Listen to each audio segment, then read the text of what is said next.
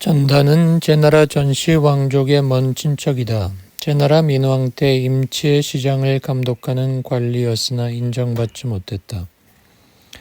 그 무렵 연나라는 아귀를 시켜 제나라를 정벌케 했는데 이때 제나라 민왕은 거성에 들어갔다. 전다는 안평으로 달아나면서 전시 집안 사람들에게 수레바퀴 축 끝부분을 모두 잘라버리고 그곳에 쇠조각을 되라고 했다. 연나라 군대가 안평을 공격하자 성은 무너지고 제나라 사람들은 도망쳤다.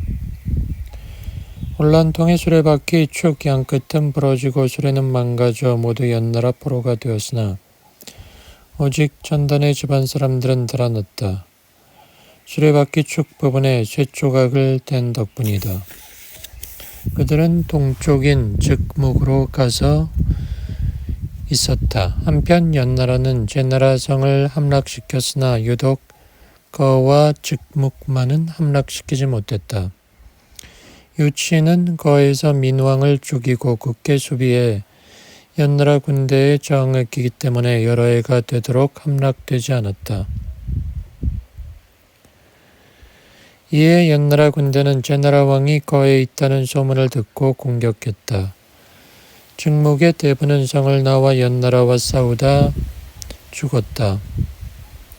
그러자 성 안에 있던 사람들은 전단을 추천하면서 말했다. 안평 전투에서 전단의 집사람들만이 쇠로 만든 수레바퀴축으로 생명을 건졌다. 이것으로 볼 때 병법도 능할 것이다. 그러고는 전단을 장군으로 추대하고 즉묵을 보루로 삼아 연나라에 저항케 했다. 시간이 흘러 연나라 소왕이 죽고 해왕이 즉위했는데 그는 아기와 사이가 좋지 않았다. 이 소문을 들은 전단은 연나라에 첩자를 보내 이런 말을 퍼뜨리게 했다. 제나라 왕도 죽고 함락되지 않은 것은 두 개의 성뿐이다. 그런데도 아기는 죽을까 두려워 귀국하지 못하고 제나라를 정벌한다는 구실을 내세우고 있다. 내심 군대를 연합해 제나라의 왕이 되려는 꿍꿍이다. 하지만 제나라 사람들이 따르지 않는 까닭에 즉묵을 천천히 공격하면서 그 일이 성사되기를 기다리고 있다. 그러니 제나라 사람들이 두려워하는 바는 연나라에서 다른 장수를 파견해 보내는 것이니 다른 장수가 오면 즉묵은 쑥밭이 될 것이다. 이 소문을 믿은 연나라 왕은 아기 대신에 기겁을 장수로 임명했다. 아기가 달아나 조나라로 망명하자 연나라 병사들은 화가 났다. 그러자 전단은 성한 사람들에게 영을 내려 식사할 때는 조상들에게 제사를 지내도록 했다. 그러자 새들이 성 안으로 날아들어와 제사 음식을 먹었다. 연나라 사람들이 귀하게 여기자 이런 소문을 퍼뜨렸다. 신이 내려와 우리를 가르치고 있는 것이다. 그리고 성한 사람들에게 다음과 같은 명을 내렸다. 분명히 우리의 스승이 될 신인이 있을 것이다. 병사 하나가 나서며 말했다. 저도 그 스승이 될 수 있겠습니까? 그러더니 도망쳤다. 전단은 일어나 그를 이끌고 돌아와 동쪽에 앉히고는 스승 대우를 했다. 병사가 말했다. 저는 능력이 없습니다. 전단이 말했다. 자네는 잠자코 있게.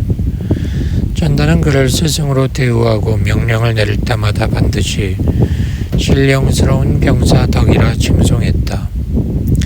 그리고 소문을 퍼뜨렸다. 내가 두려워하는 것은 연나라 군대가 포로로 잡은 제나라 병사들의 코를 벤 채 그들을 앞세워 우리와 싸우게 하여 즉묵이 패하게 되는 것뿐이다. 연나라 사람들은 이 소문을 듣고서 그 말대로 했다. 성 안에 있던 사람들은 코가 베인 제나라의 많은 병사들을 보고서 분노하면서도 혹시 사로잡힐까 두려워했다. 전단은 또 첩자를 파견해 이런 말을 하게 했다. 연나라 사람들이 성 밖에 무덤을 파내 우리 조상을 욕보일 것이 두렵다. 그러고는 언덕에 무덤을 빠내어 죽은 사람을 불태웠다. 증목 사람들은 성 위에서 그 현장을 바라보고는 눈물을 흘리며 나가 싸우고자 했다. 전단은 병사들이 이제 전투에 쓸만해졌다고 생각하고 널판과 삽을 등에 지는 등 병사와 똑같이 일했다. 자신의 처와 첩까지 군대에 끼워넣고 음식을 모두 풀어 병사들을 먹였다. 그리고 정예 병사는 매복하게 하고 노인과 여인들은 성 위로 올려 세운 후 연나라 군영에 사자를 보내 항복하겠다고 약속했다. 그러자 연나라 군사들은 만세를 불렀다. 전단은 백성들로부터 금 24,000냥을 거두어 증목의 부호를 통해 연나라 장수에게 바치게 하고 이렇게 말했다. 증목은 곧 항복할 테니 그때 우리 가족과 처첩은 노략질하지 말고 편하게 해달라. 연나라 장수는 이런 부탁을 받고 기뻐하며 이를 허락했다. 그러나 연나라 군대는 더욱 해이해졌다. 전단은 그제야 성안에 있는 1000마리 소를 모으고 붉은 비단으로 옷을 만들어 그 위에 5가지 색으로 용의 무늬를 그리고 소의 뿔에는 칼날을 메었고 소의 꼬리에는 기름칠한 갈대를 메었다. 밤이 되자 소꼬리에 불을 붙이고 뚫어놓은 수십 개 성벽구멍으로 소들을 내몬 뒤 나뭇가지를 입에 문 채 장사 5,000명에게 뒤따르게 했다. 제나라 사람들이 연나라 장수 기겁을 죽이자 연나라 군사는 달아났다. 제나라 사람들은 도망하는 사람들을 추격했다.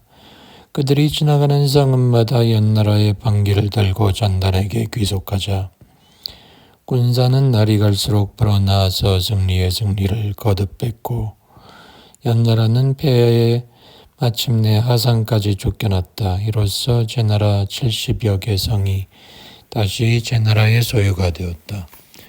제나라 사람들은 양왕을 그 땅에서 맞이하고 임치로 모시고 들어가 정사를 맡겼다. 양왕은 전단을 안평군에 봉했다. 대자공은 말했다. 싸움에서 군사를 부리는 방법으로는 전공법으로 맞서는 것과 허를 찌르는 것이 있다. 작전에 능한 자는 허를 찌르는 방식이 무궁무진하다. 맞서 싸우는 것과 허를 찌르는 것을 섞으면 마치 끝이 없는 고리와 같다. 대체로 처음에는 처녀처럼 얌전하게 하면 적들은 문을 열어줄 것이고 그런 뒤에 도망가는 토끼처럼 하면 대항하지 못한다. 이것이 바로 전단의 용병법을 두고 하는 말이다. 요치가 민왕을 시해했을 때 그 사람들은 민왕의 아들인 법장을 태사교의 집안에서 찾아냈다. 법장은 그 집에서 정원에 물을 주는 일을 하고 있었다. 그때 태사교의 딸이 그를 가엾이 여겨 후히 대해주었다. 그 뒤 법장은 은근한 애정을 그녀에게 드러냈고 법장과 정을 통했다. 그 땅 사람들이 함께 법장을 제나라 왕으로 세워 그를 보루로 해 연나라에 저항했으므로 태사교의 딸은 왕후가 되었다. 이 여인이 군왕후이다. 연나라 군사가 처음 제나라에 들어갔을 때 화읍의 왕촉이라는 사람이 현명하다는 소문을 듣고 법장은 군중에게 명령을 내렸다. 화읍 주위 30리 안에는 들어가지 마라. 이것은 왕촉을 존경했기 때문이다. 그리고 사람을 보내 왕촉에게 전했다. 제나라의 선생의 의로움을 평가하는 사람이 많이 있었소. 내가 선생을 장수로 삼고 선생에게 봉토를 주려 합니다. 왕촉은 사양했다. 그러자 연나라 사람이 말했다. 선생이 우리 말을 듣지 않는다면 우리는 3군을 이끌고 화읍을 쓸어버리겠소. 왕촉은 대답했다. 총신은 두 군주를 섬기지 않고 정숙한 여인은 두 지아비를 섬기지 않소. 제나라 왕에게 나의 간함을 듣지 않았기 때문에 나는 물러나와 들에서 제나라 왕께서 나의 간함을 듣지 않았기 때문에 나는 밭갈이를 하고 있어. 지금 나라가 패망했는데 사람 무엇하리요. 그런데 내가 무력에 굴복해 그대 나라의 장수가 되라고 하니 이것은 거린금을 도와 포악한 일을 하라는 것이오. 형벌을 받는 게 낫겠소. 그리고는 나뭇가지에 목을 맸다. 도망치던 제 나라의 대부들은 이 소식을 듣고 이렇게 말했다. 왕촉은 벼슬도 없는 평민인데 정의를 지키느라 자기 목숨을 버렸다. 하물며 벼슬을 하고 녹을 받은 사람은 어찌해야 하는가. 그런 뒤 모두 모여 겉땅으로 가 왕의 아들을 찾아서는 양왕으로 세웠다.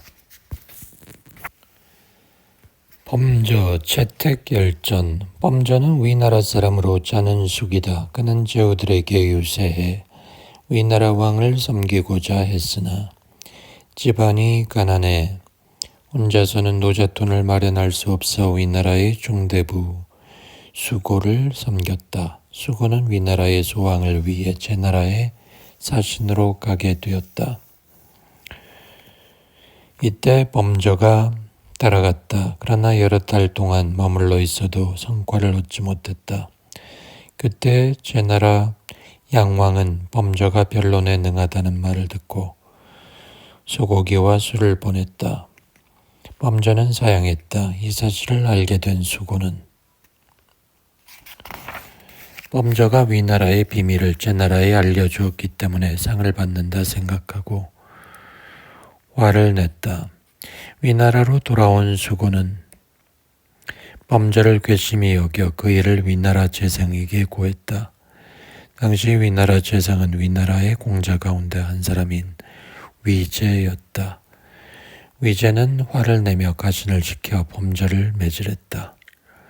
범저가 죽은 채 하자 사람들은 그를 변소해 버렸다.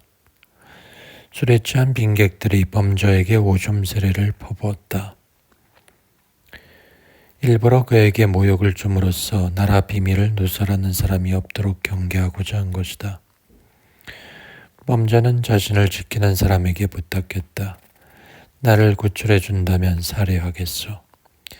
그를 지키던 사람이 위제에게 멍석 속에서 죽은 사람을 내다버리겠다고 하자 위제는 그러라 했다. 이렇게 하여 범저는 벗어났다. 그 뒤 위제는 범저를 놓친 것을 후회하고 다시 그를 찾아오려고 했다. 위나라 사람인 정한병이 이 소식을 듣고 범저와 함께 달아났다. 범저는 숨어 살면서 이름을 장록이라 바꾸었다. 그 무렵 진나라 소왕이 알자인 왕계를 위나라의 사신으로 보냈다. 정한병은 신분을 속이고 왕계의 하인이 되었다. 어느 날 왕계가 그에게 물었다. 위나라에는 나와 함께 서쪽으로 가 이를 도모할 만한 현인이 있는가? 저희 마을에 장록 선생이 있는데 그분이 나리를 뵙고 천하일을 말씀드리고 싶어 합니다. 그러나 원수가 있어 낮에는 만나지 못합니다. 그렇다면 밤에 함께 오라. 그날 밤 정한병은 장록과 왕계를 만났다. 왕계는 범저의 지혜를 확인했다. 선생께서는 삼정의 남쪽에서 나를 기다리시오. 왕계와 범저는 이렇게 약속했다. 왕계는 위나라를 떠나는 길에 범저를 수레에 싣고 진나라로 들어갔다. 그들이 호 땅에 이르자 멀리 서쪽으로부터 수레와 기병이 달려왔다. 범저가 물었다. 저기 오는 자들은 누굽니까? 진나라 재상인 양후가 동쪽에 현읍을 순행하는 것입니다. 범저가 말했다. 양후는 진나라의 정권을 전횡하면서 다른 제후의 빈객들을 받아들이기 싫어한다고 들었습니다. 아마 저를 욕보일 것 같으니 수레 안에 숨어 있는 게 낫겠습니다. 양호가 물었다. 함곡관 동쪽 나라에 무슨 별난이라도 있었소? 아무 일 없었습니다. 당신은 제후의 유색객들과 함께 오지 않았겠죠. 그러자 왕개가 말했다. 그럴 리가 있겠습니까? 양호가 같다. 범저가 말했다. 양호는 지혜가 있는 사람이라 들었습니다. 그런데 일처리는 꼼꼼하지 못하군요. 수레를 뒤져보지 않으니 말입니다. 범저는 수레에서 내리고 말했다. 그는 분명 후회하고 있을 겁니다. 왕개의 수레가 10리쯤 갔을 때 과연 기병 한 명이 와 수레를 뒤졌다. 아무도 없자 돌아갔다. 왕개는 범저와 함께 함양으로 들어갔다. 왕개는 진나라 소왕에게 사신으로 다녀온 일을 보고하며 말했다. 위나라에 장록 선생이 있는데 으뜸가는 유세가입니다. 그 사람 말이 진나라는 계란을 겹쳐 쌓아놓은 것 같이 위태로운 상태에 있지만 자기를 얻는다면 무사할 것이라 합니다. 신이 그를 수레에 태워왔습니다. 소왕은 그 말을 믿지 않고 범저에게 거처만 마련해 주었다.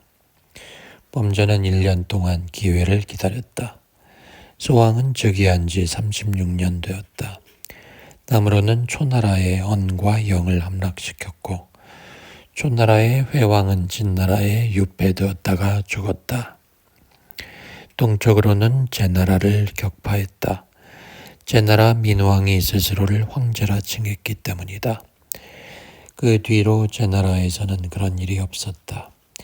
진나라는 삼진에게 여러 차례 시달린 일이 있는데다 천하의 유세가들을 싫어했으며 그들을 믿지 않았다. 양후와 화양군은 소왕의 어머니인 선태후의 동생이었고 경량군과 고릉군은 모두 소왕의 친형제였다. 양후가 재상의 자리를 차지하고 나머지 세 사람은 번갈아가며 장수가 되어 읍을 차지하고 있었다. 태후의 배경 때문에 그들의 개인 재산은 왕실의 재산을 넘어설 정도였다. 이 무렵 양후는 진나라의 장군이 되어 한나라와 위나라를 건너 제나라의 강수를 정벌함으로써 도읍을 넓히려 했다. 이때 범저는 이런 글을 올렸다. 신이 듣건대 현명한 군주가 나라를 다스리면 공을 세운 사람은 상을 주지 않을 수 없고 능력이 있는 사람은 관리로 임명하지 않을 수 없다. 공이 많은 사람은 벼슬이 높아야 하고 백성을 잘 다스릴 수 있는 사람은 그 관직이 높아야 한다. 그러므로 능력 없는 사람은 감히 관직에 임명될 수 없고 능력 가진 사람은 재능을 감출 수 없다고 합니다. 신의 말이 옳다면 그리 실행하십시오. 옳지 않다면 신을 오래 이곳에 머물게 하더라도 도움이 되지 않을 것입니다.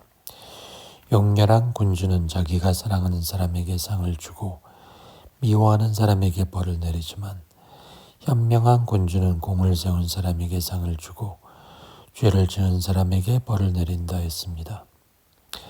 지금 신의 가슴은 매질을 견딜 만큼 단단하지 않고 어리는 도끼날을 용납할 만큼 굳세지 못한데 어찌 감히 확신도 없는 말로 왕을 시험하려 하겠습니까? 저는 가볍게 여기실지라도 어찌 왕계마저 왕에게 믿음 없이 저를 청거했겠습니까? 또 주나라에는 지액이 있고 송나라에는 결록이 있고 초나라에는 화박이 있다 했는데 이 보물은 땅에서부터 나온 것으로 훌륭한 장인들도 그 가치를 몰라봤으나 결국에는 천하에 이름난 물건이 되었습니다. 그렇다면 군주가 버린 사람이라고 하더라도 훌륭한 사람일 수 있습니다. 대부의 집을 융성시킬 인재는 나라 안에서 찾고 나라를 번창시킬 인재는 다른 나라에서 찾는다 했습니다. 만약 천하에 현명한 군주가 있다면 다른 제후들은 뜻대로 인재를 활용하지 못합니다. 그것은 현명한 군주가 인재를 모두 얻어가기 때문입니다. 명의는 환자의 생사를 알고 훌륭한 군주는 일의 성패에 박습니다. 이익이 되면 실행하고 해가 되면 버리고 의심스러우면 좀 더 시험해 봅니다. 제가 하려는 말 중 중요한 것은 글로 적을 수 없으며 가벼운 것은 또 왕께 들려드릴 필요가 없습니다. 신을 지금까지 내버려 둔 것은 신이 어리석어 왕의 마음에 들지 않았기 때문입니까? 아니면 신을 추천한 자의 지위가 낮아 그런 것입니까? 그렇지 않다면 조금이라도 왕을 멀리서 바라볼 수 있도록 해 주십시오. 진나라에서 왕은 이런 글을 보고 기뻐하며 왕계에게 사과하고 수레를 보내 범저를 불렀다. 범저는 왕이 임시로 머무는 이 궁에서 진나라 왕을 만났다. 그러나 범저는 모르는 척하며 곧장 후궁과 연결된 영항으로 들어갔다. 마침 그때 왕이 도착했고 황과는 화를 내며 범저를 쫓아내려 했다. 왕께서 냅신다. 범저가 말했다. 진나라에 어디에서 왕을 만날 수 있겠느냐. 진나라에는 태후와 양후만 있을 뿐이다. 이렇게 소왕을 화나게 했다. 그런데 소왕이 다가오다가 범저가 투닥거리는 말을 들었다. 왕은 사과했다. 과인이 오래전에 선생의 가르침을 받아야 마땅한데 아침 저녁으로 태후의 지시를 받아야 했소. 지금은 의거의 일이 다 해결되어 선생 말을 듣게 되었소. 과인이 명민하지 못하나 가르침을 받겠소. 그러나 범저는 사양했다. 이날 범저가 왕을 아련하는 모습을 바라본 신하는 모두 얼굴빛이 바뀌었다. 진나라 왕이 좌우 신하들을 물러가게 하자 궁중은 비었다. 진나라 왕이 물었다. 선생께서는 어떤 가르침을 주시겠소? 3번이나 되물었고 마지막으로 진나라 왕이 말했다. 선생은 정말 과인에게 가르침을 주지 않을 생각이오. 범저가 말했다. 그럴 리 있겠습니까? 신은 이런 말을 들었습니다. 옛날에 강태공 여상이 문왕을 만났을 때 그는 어부였고 위주에서 낚시 중이었습니다. 이것은 그때까지 두 사람 사이가 멀었기 때문입니다. 그러나 문왕이 얘기 나눈 다음에 그를 태사로 삼아 수레를 타고 돌아왔습니다. 이는 여상이 한 말의 깊이를 가늠했기 때문입니다. 문왕은 여상의 도움을 받아 천하의 왕이 되었습니다. 문왕이 얘기하지 않았다면 주나라는 천자의 덕을 갖추지 못했을 겁니다. 지금 신은 다른 나라에서 찾아온 나그네로 왕과 가깝지 않습니다. 그런데 제가 말하고자 하는 것은 모두 왕의 가옥 과우를 잡으려 하는 것이며 왕의 혈육에 관한 일입니다. 만일 왕께서 위로는 태후의 위험을 두려워하고 아래로는 간신들의 아첨에 빠져 미혹에 사로잡힌 채 현명한 신하를 가려내지 못한다면 종묘가 망하고 왕께서 고립되어 위태로워질 것입니다. 신이 궁하게 되고 욕을 당하는 것과 죽임을 당하는 환란은 두려워할 만한 게 아닙니다. 신의 죽음으로 진나라가 다스려진다면 신은 죽는 것이 낫다고 여길 것입니다. 대저 진나라는 외지고 중원에서 떨어져 있으며 과인이 어리석고 뒤떨어진 사람인데도 선생께서 왕림하셨으니 고마운 일이요. 과인이 선생으로부터 가르침을 받을 수 있다면 그것은 하늘이 선왕들에게 은덕을 베풀어 나를 저버리지 않은 것이요. 가르침을 주기 바라오. 왕의 나라는 튼튼합니다. 용감한 군사가 100만이고 전차가 1000대나 있어 우리에게 유리하면 나아가서 공격하고 불리하면 들어와 지키면 됩니다. 왕의 대업을 이루기 좋은 땅입니다.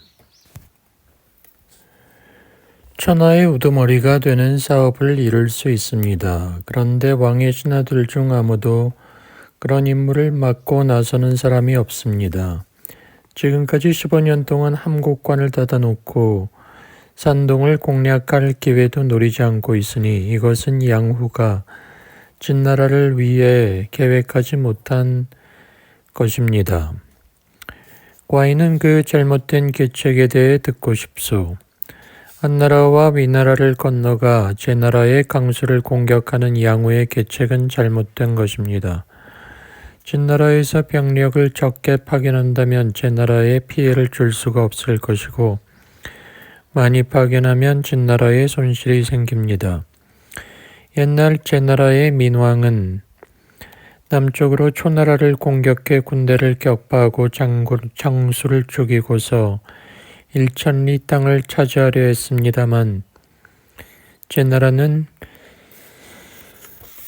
성공하지 못했습니다.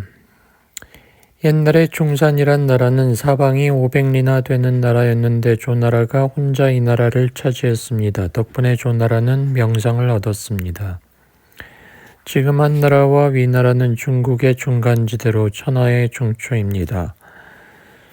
대왕께서 패자가 되고자 하신다면 중간지대에 있는 나라와 친교를 맺어 천하의 중추가 되고 그러므로 초나라와 조나라를 위협가하십시오. 과인은 일찍부터 위나라와 친교를 맺고자 했소. 그러나 변덕스러워 가까워질 수 없었소. 왕께서 겸손하게 대하며 예물을 후하게 주어 그들을 섬기십시오. 그렇게 해도 안 되면 땅을 뇌물로 주도록 하십시오. 그래도 안 되면 군사를 일으켜 그들을 치십시오. 왕은 범저를 객경에 임명하고 군사에 관한 일을 상의했다.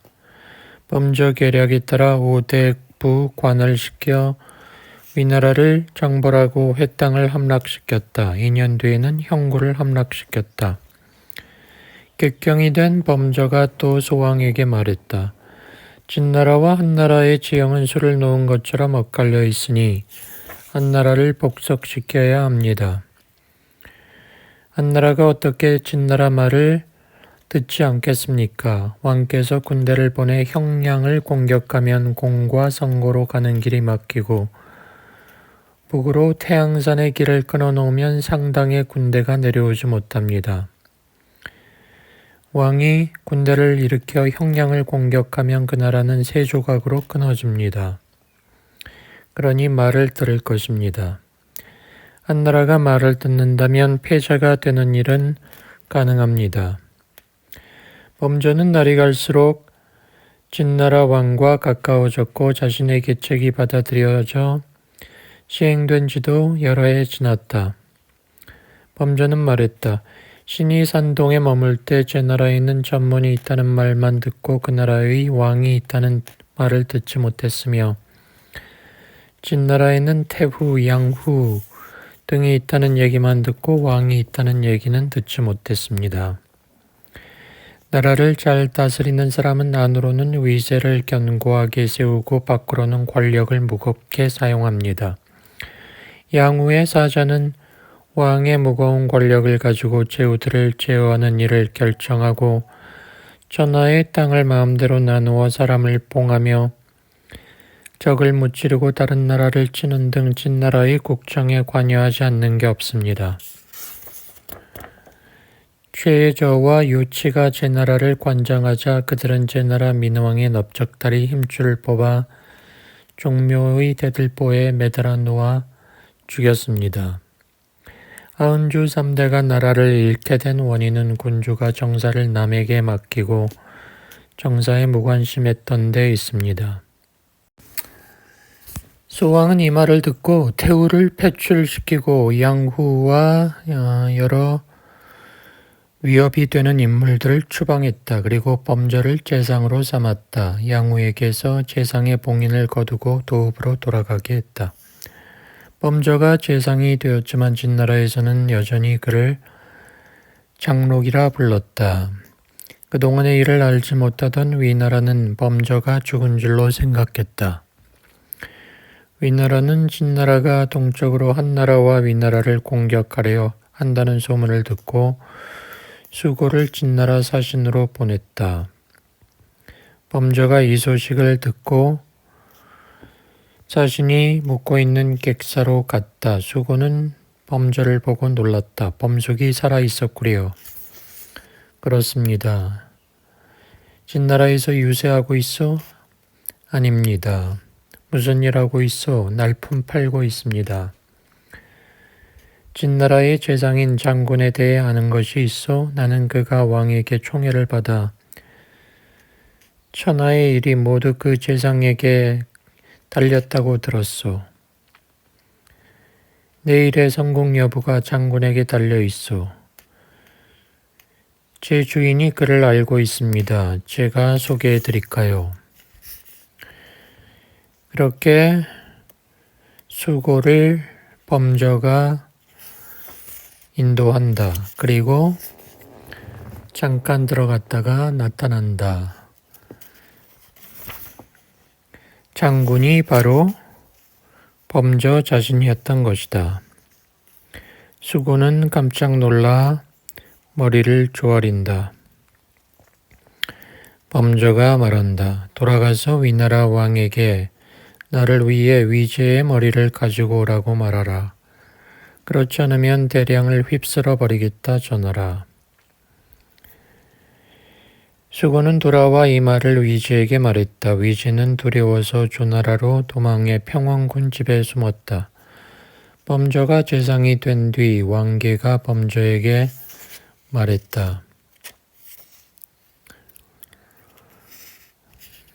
자신의 출세를 부탁했다. 범저는 궁에 들어가 왕에게 말했다. 왕계의 충성이 없었다면 신을 함곡관 안으로 들어오게 할 수 없었을 것입니다. 신은 재상에까지 이르렀고 자귀가 열후에 봉해졌으나 왕계는 알짜에 머무르고 있으니 보답이 아닙니다. 소개는 왕계를 불러 하동의 태수로 삼았다. 범저는 집안의 재물을 나누어 자신이 공공에 처했을 때 도와준 사람에게 보답했다.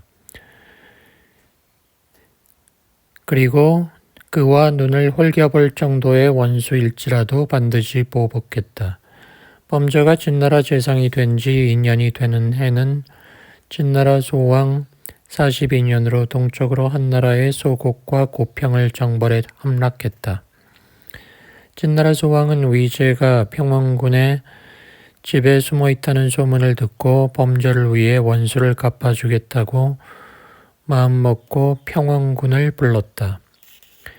그리고 평왕군의 집에 있는 위제를 데려오라고 명령했다. 평왕군은 자기의 벗을 죽일 수 없다고 몸을 사렸다. 그러자 소왕은 조나라 왕에게 편지를 보냈다.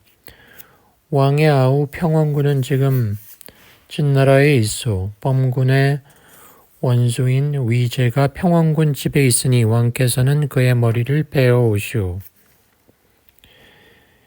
그렇지 않는다면 나는 조나라를 칠 것이며 왕의 아우도 함곡관 밖으로 내보내지 않을 것이오. 조나라 효성왕은 평왕군의 집을 포위했다. 위제는 도망가서 조나라의 재상인 우경을 만났다. 우경은 조나라 왕을 설득해도 소용없다고 판단하고 스스로 재상의 인수를 풀어놓고 위제와 함께 도망가기로 했다. 도망치다가 제후들 중에는 의탁할 만한 사람이 없다 보고 대량으로 되돌아가서 신릉군을 통해 초나라로 달아나려 했다. 그러나 신릉군은 이 소문을 듣고 진나라를 두려워해 만나주지 않으면서 이렇게 물었다. 우경이란 사람은 어떤 사람이요? 우경의 사람됨을 알게 되고 부끄러워하면서 위제를 맞아주려고 할 때 위제는 이미 신릉군이 주저한다는 소식을 듣고 화가 나서 자살을 하고 말았다. 조나라 왕은 위제의 자살 소식을 듣고 그의 머리를 진나라에 보냈다. 진나라 소왕은 평원군을 조나라로 돌려보냈다. 소왕 43년에 진나라는 한나라의 분과 형을 공격해 함락시키고 황하 근처 광모에 성을 쌓았다. 5년 뒤에 소왕은 응후의 계책을 받아들여 첩자를 보내 조나라를 속였다.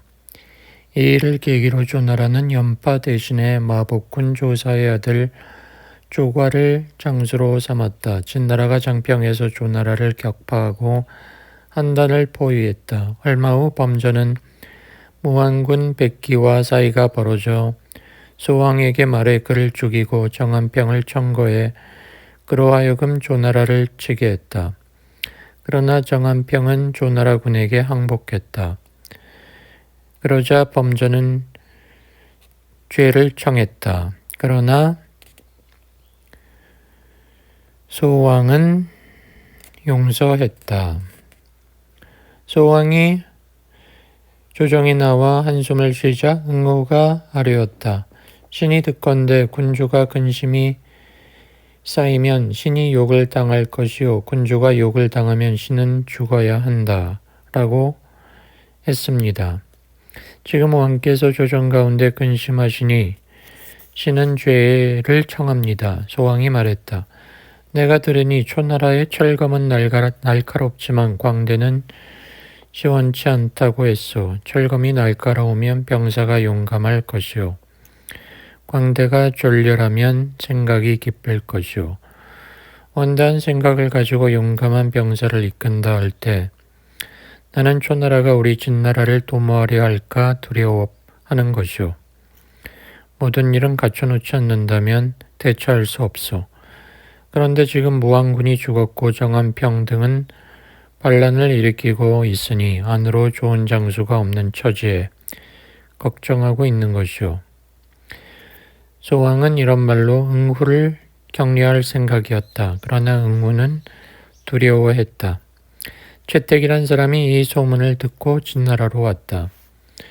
채택은 연나라 사람이다. 그는 일찍이 제후들을 찾아다니며 벼슬을 얻으려 했으나 알아봐주는 사람이 없었다. 단거라는 관상장이에게 관상을 봐달라 했다.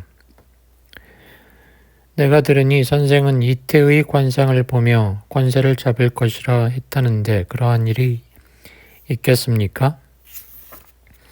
그렇소. 나와 같은 사람은 어떻소? 당신은 이러이러하군요. 내가 들은 바로는 성인은 관상을 봐도 알 수가 없다고 하더니 선생이 그런 사람 아닌가요?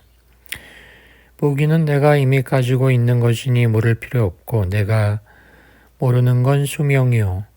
선생은 43년을 더 살 것이요. 채택이 떠났다. 마부에게 말했다. 내가 고량진미와 고기를 먹으며 말했다 질주를 하고 허리에는 자줏빛 인끈을 차고 군주 앞에서 인사하며 부귀를 누릴 수 있다면 43년으로도 충분하겠지. 채택은 그곳을 떠나 조나라로 갔으나 추방당했다. 한나라 윗나라에 갔으나 박대당했다. 그러다 응후가 정한평과 왕계를 청거했다가 그들이 모두 진나라의 중죄를 범해 괴로워하고 있다는 소문을 듣고 진나라로 갔다. 소왕을 만나기 위해 소문을 퍼뜨려 응후를 노하게 했다. 응후는 채택을 만났다. 그대는 일찍이 나를 대신해 진나라 재상이 되겠다고 하였는데 어찌 그렇게 말한 것이오? 나리께서는 이유를 모릅니까? 사계절 순환을 보면 자연 만물은 자기 관리를 마치고 나면 자리를 떠납니다. 사람이 태어난 이상 팔다리가 병이 없이 움직이며 눈과 귀가 밝고 마음이 지혜로운 것이 선비의 바람 아니겠습니까?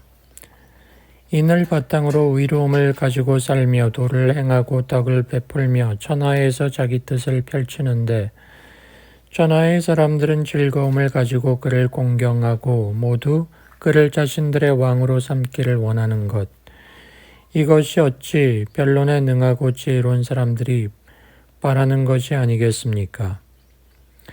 부귀와 영화를 누리면서 만물을 다스려 제 뜻을 펴게 함으로써 천명에 따라 주어진 수명대로 장수에 요절하는 일이 없으니 전하 사람들은 자신들의 전통을 이어받아 직업을 지켜 전하며 이름과 실질이 혼동됨 없이 부합되어 혜택이 천리에 퍼져 영원토록 그 덕을 칭송함으로써 천지와 운명을 같이 하는 것, 이것이 도덕이 아니겠습니까? 진나라의 상궁과 초나라의 오기, 월나라의 대부종 같은 사람들은 과연 선비들이 바라고 원하는 인물이 될 수 있겠습니까? 응우는 채택이 자신을 공경에 빠뜨려 설득시키려는 줄 간파하고 말했다. 안 될 게 뭐가 있겠소. 저 공손왕이 진나라의 효공을 모실 때 자신의 있는 힘을 다해 다른 마음을 품은 적이 없었고 공적인 일에 진력했소. 그리고 형고를 갖추어 간사한 행동을 금했소. 가슴을 열어 그 속에 있는 생각을 그대로 보여주고 위나라 공자 앙을 탈취해 진나라의 사직을 안전하게 만들었고 그 백성들에게 이익을 주었소. 그리고 진나라를 위해 남의 나라 장수를 사로잡고 천리의 땅을 개척했소. 오기가 초나라의 도왕을 섬길 때 그는 사적인 것이 공적인 것을 해치지 못하게 했소.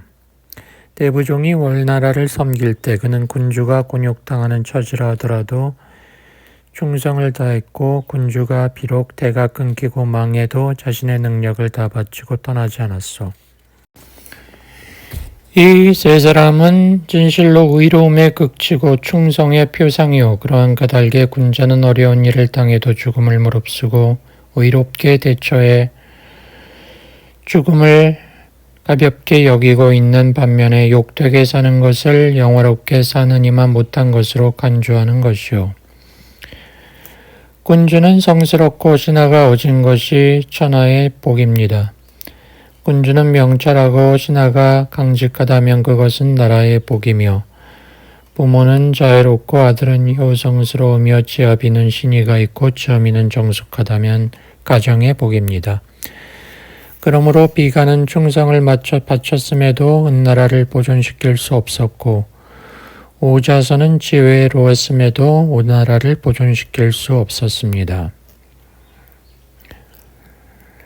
이와 같은 예에서 모두 다 충신과 효자를 가지고 있었음에도 나라와 가정이 멸망하거나 혼란을 겪게 된 것은 무슨 까닭입니까? 명철한 군주와 현명한 부모가 없었기 때문입니다. 때문에 천하 사람들은 그들이 섬기던 군주와 부모를 모욕하면서 그 신하와 아들에 대해서 가엾게 여기는 것입니다.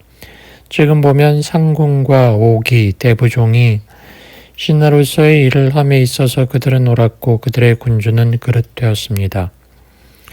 세상에서는 이 세 사람이 공을 이루었으나 그에 대한 보답은 받지 못했다고 말하는 것입니다. 어찌 그들이 세상을 잘못 만나 불우하게 죽기를 바라기야 했겠습니까? 죽음을 통해서만 중성을 드러내고 이름을 얻는다고 한다면 미자와 같은 사람도 어질다고 할 수 없을 것이며 공자와 같은 사람도 성인이라 할 수 없을 것이고 관중과 같은 사람도 위대하다 말할 수 없을 것입니다. 사람이 공을 세울 때 어찌 온전하게 공을 이루기를 꾀하지 않겠습니까? 이 말을 듣자 응후는 칭찬했다. 채택은 이어갔다. 저 상궁과 오기와 대부종이 신하로서 충성을 다하고 공을 이루었다는 것은 좋지만 괭요가 문왕을 섬기고 주공이 성왕을 보조한 것도 선한 일이었다고 할 수 있습니다. 군주와 신하라는 관점에서 볼 때 상궁과 오기, 대부종과 괭요 주공을 비교해 본다면 어느 쪽이 낫겠습니까? 상군 오기 대부종이 못하죠. 그렇다면 나리의 군주가 어질고 충성스러운 신하를 믿으며 옛 신하들에게 돈독하게 대우하는 점과 현명하고 지혜로워 도를 지킬 줄 아는 선비들과 친하고 의를 지켜 공을 세운 신하들을 저버리지 못한다는 점에서 진나라의 효공, 초나라의 도왕, 월나라의 왕과 비교해 어느 쪽이 낫습니까? 알 수가 없죠. 지금 나리의 군주께서 충신을 가까이 하는 것은 진나라의 효공, 초나라의 도공, 월나라의 왕보다 못합니다. 그런데 나리는 지략을 발휘해 정사를 바로잡았으며 난을 평정하고 근심을 물리쳐 어려움을 이겨냈고 땅을 넓히고 나라를 부강하게 만들었고 군주가 강력한 힘을 갖도록 했고 그리하여 군주의 위세는 천하를 뒤덮고 그 공로는 불어났으며 그 명성과 빛남은 전해진다는 점에서 나리를 상군 오기 대부종과 비교하면 어느 쪽이 낫습니까? 내가 그들보다 못하오. 지금 나리의 군주가 충신을 가까이 하고 옛 신하들의 공을 잊지 않는다는 점에서 부족하고 나리의 공적과 신임 그리고 총애가 또 상군 오기 대부종보다 못합니다. 그런데도 불구하고 나리의 관직은 고귀하며 재산은 많습니다. 이와 같은 처지인데 나리께서 은퇴하지 않는다면 환란이 클 것입니다. 저는 이 점을 위태롭게 여깁니다.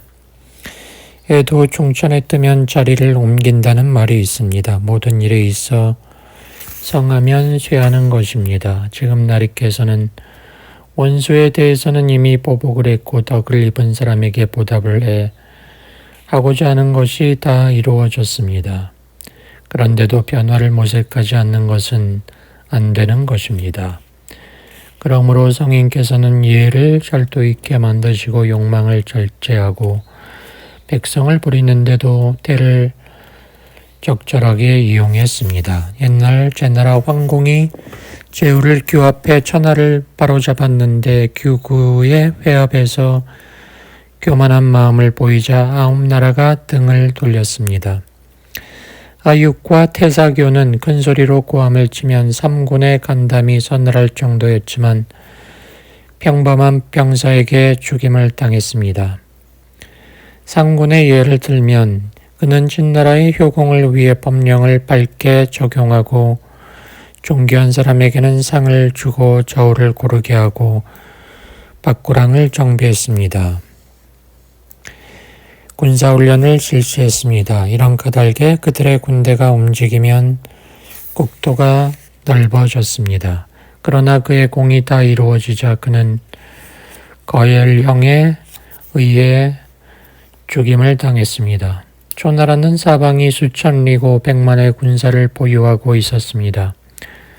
그러나 백기는 수만 명의 군사를 이끌고 초나라와 전투를 해 한 번의 전투에 언과 영을 빼앗고 일흥을 불살랐고 두 번째 전투에서 남진의 총나라와 한나라를 병합했습니다.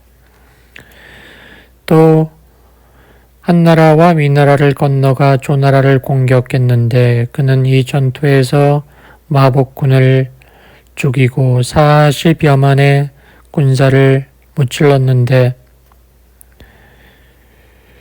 흐르는 피가 내를 이룰 정도였습니다. 그는 한단으로 나가 포위를 함으로써 진나라로 하여금 제왕의 업을 이루게 했습니다. 조나라와 조나라는 강국이며 동시에 진나라의 원수였지만 복종했던 것은 백기의 위세 때문이었습니다. 몸소 70여성을 항복시켰습니다. 그러나 공작이 이루어지자 투에서 검으로 자살하는 벌을 받게 되었습니다. 오기는 초나라 도왕을 위해 법을 세워 대신에 무거운 위세를 낮추고 무능한 사람을 파직하고 쓸모없는 일을 없애고 초나라의 풍속을 통일시키고 농사와 전투를 겸하는 병사를 훈련시켜 나무로 양월을 손에 넣고 연횡과 합종을 깨뜨려 유세를 일삼으며 다니는 선비들로 하여금 그들의 입을 열지 못하도록 하고 붕당을 금해 백성들을 격려함으로써 초나라 정사를 확고하게 했으므로 그 군대는 천하를 떨게 했습니다. 그러나 그의 공이 이루어지자 결국 사지가 찢어지는 죽임을 당했습니다. 대부종은 월왕을 위해 깊이 있는 계획과 계책을 만들어 망해가는 나라를 존속시키고 치욕을 영광으로 만들었습니다. 구천을 도와 오나라 왕 부차에게 받은 원수를 갚고 오나라를 무찔러 월나라로 하여금 패자가 되게 했습니다. 그러나 구천은 그를 죽였습니다. 위의 사람은 공을 이루고도 그 자리에서 물러나지 않았기 때문에 재앙을 입었습니다. 범려는 이러한 사실을 알았기 때문에 초연히 세상을 피해 영원히 도주공이 되었습니다. 나리께서는 도박하는 사람을 보지 못했습니까? 어떤 사람은 크게 걸어 전승을 하고자 하는데 또 어떤 사람은 앞에 사람이 따놓은 것을 나누어 가지려고 합니다. 지금 나리께서 진나라의 제상에 앉아 조정에 머무르면서 계책으로 제후들을 누르고 삼천 땅의 이익을 옮겨다 의양을 부유하게 만들고 범과 중앙으로 가는 길을 끊어 여섯 나라가 합종할 수 없게 만들었습니다. 진나라의 욕망도 채워졌고 나리의 공도 절정에 이르렀으니 이 또한 진나라가 그 공을 나누어 가져야 할 때인 것입니다. 이런 때에 물러서지 않는다면 상군, 백기, 오기, 대부종과 같이 될 것입니다. 자신을 물에 비추어 보는 사람은 자신의 얼굴을 볼 수 있고 자기를 다른 사람에 비추어 보는 사람은 길흉을 볼 수 있다고 합니다. 서경에서도 성공한 곳에서는 오래 머물러 있지 않는다라고 말합니다. 위에 네 사람이 화를 입었는데 나리께서는 어찌 머물러 계십니까? 나리께서 제상의 인을 나라에 돌려주고 어진 사람에게 자리를 양보해주고 자신은 은거에 바위 밑에서 냇가의 경치나 바라보며 산다면 배기와 같이 청렴하다는 평이 있을 것입니다. 영원토록 봉업을 소유하고 허유처럼 천하를 양보했다는 명성을 누릴 것입니다. 어느 쪽이 낫겠습니까? 역경에서 높이 올라간 용에게는 후회가 있다라고 했는데 펼 줄은 알되 굽힐 줄 모르는 것을 의미합니다. 응호가 말했다. 좋은 말이요. 욕망을 가지고 있되 만족할 줄 모르면 욕망하는 바를 잃게 되며 무엇을 가지고 있되 그칠 줄을 모르면 자기가 가지고 있는 것도 잃게 된다라고 했소. 선생께서 가르침을 주시니 가르침을 받겠소. 그를 이끌어 자리에 앉히고 상객으로 대우했다. 응우는 조정에 들어가 소왕에게 말했다. 저희 빈객 중 산동지방에서 새로운 채택이라는 자가 있는데 그는 사멍의 사적과 우패의 업적, 세속의 변화에 대해 알고 있었습니다. 진나라 정사를 맡기기에 충분합니다. 그러자 진나라 소왕은 채택을 불러들여 만나보고 기뻐하며 객경으로 삼았다. 응후는 병을 핑계로 제상의 인수를 내놓고 싶다고 했다. 물러났다. 소왕은 채택의 계획에 기뻐하던 터라 드디어 그를 진나라 제상에 임명했다. 그리고 동으로 주나라 왕실을 병합했다. 채택이 진나라의 제상이 된 지 여러 달 만에 그를 헐뜯는 사람이 있었다. 그는 죽임을 당할까 두려워 병을 핑계로 제상의 인을 되돌려 주었다. 소왕은 그를 강성군에 봉했다. 채택은 진나라에 10여 년 머물면서 소왕, 효문왕, 장양왕을 섬겼고 나중에는 시황제를 섬겼다. 그는 연나라에 사신으로 갔다가 그 뒤 3년 만에 연나라는 태자단을 진나라의 볼모로 들어오게 했다. 태사공은 말한다. 한비전은 소매가 긴 사람이 춤을 잘 추고 돈이 많은 사람이 장사를 잘한다고 말한 적이 있는데 이 말은 옳다. 범조가 채택은 이른바 세상의 권모술수에 능한 변사다. 그런데 제후들에게 유세를 해 흰머리가 되도록 갈아주는 사람이 없었던 것은 그들이 유세를 했던 나라의 힘이 적었던 데 원인이 있었다. 두 사람이 나그네 신세로 진나라에 들어가 뒤를 이어 경상의 자리를 차지하고 전하의 공적을 날리게 된 것은 그들이 처한 나라의 강약의 형세가 달랐던 것이다. 그러나 역시 선비에게는 우연과 운명이라는 것도 있다. 이 두 사람 못지않은 재능을 가진 사람도 많은데 그들의 뜻을 펴지 못한 사정을 어찌 다 말할 수 있으랴. 그렇지만 이 두 사람도 어려운 때가 없었다면 어찌 공을 이룰 수 있었겠는가. 유협열전. 한비자는 말한다. 유자는 문장으로 법을 어지럽히고 협객은 무력으로 금령을 어긴다 했으니 이는 선비와 협객을 모두 비난한 것이다. 그러나 학문하는 선비는 세상 사람들에게 인정을 받는다. 악슬로 재상이나 경대부의 지위를 얻어 군주를 도와 공을 역사에 남긴 자에 대해서는 말할 필요도 없다. 그러나 귀차나 원헌 같은 자들은 서민에 지나지 않았지만 그를 읽어 군자의 덕을 지녔다. 의를 지키며 시대의 흐름에 구차하게 영합하려 하지 않았기에 그 시대 사람들은 그들을 비웃었다. 그들은 초가집에서 가난했지만 불만이 없었다. 그들이 죽은 지 400년이 지났지만 제자들은 그들의 뜻을 이어받는 일을 하고 있다. 지금 유협의 경우는 그들의 행동이 모두 정의로운 것은 아니지만 말에는 믿음이 있고 행동은 분명하고 한번 승낙한 일은 성실하게 행하고 남의 어려움을 돌본다. 그들은 생사와 존망을 돌아보지 않으면서 자기의 덕을 자랑하지 않는다. 그러니 유협에겐 본받을 점이 많다. 태사공이 말한다. 옛날 순임금은 아우 때문에 우물을 파고 창고를 고치다가 궁지에 물렸고 이유는 솥과 도마를 짊어지고 다니며 요리를 했고 부열은 부엄이라는 동굴에 살았고 여상은 극진이란 나루터에서 밥장사를 했다. 관중은 수갑을 찬 적이 있었고 백리에는 노예가 되어 남의 소를 길렀다. 공자는 광에서 변을 당했는가 하면 진과 채 사이에서는 굶어 얼굴빛이 나빠졌다.